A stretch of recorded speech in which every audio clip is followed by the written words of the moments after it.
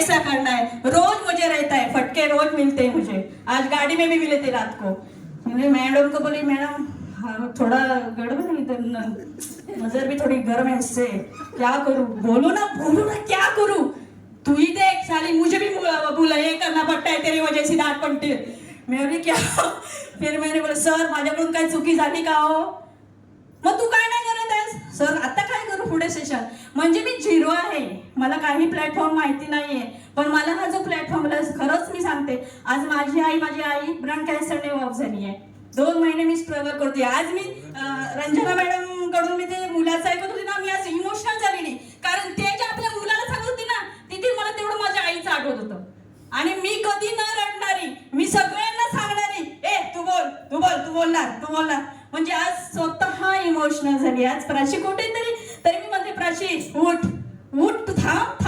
सरांचं पण माझं लक्ष गेलं सरांचं, पण मी थोडी झाली इमोशनल, कारण आई आहे। आज माझी आई असती तर 100%, आज माझे सिल्वर जे मी ब्रॉड डायरेक्टर माझे झाले, तर माझे मिस्टर आलेले, माझे पप्पा आलेले, आणि पप्पानी मला सांगितलं की माझ्या घरी येऊन जो सत्कार केला ते एकदम कडकडून माझ्या पप्पानी मला एक मिठी मारलेली, काय जी प्राची तू काही करू शकत नाही ते प्राचीने त्यांना करून दाखवलं। आणि मला बोलले की प्राची,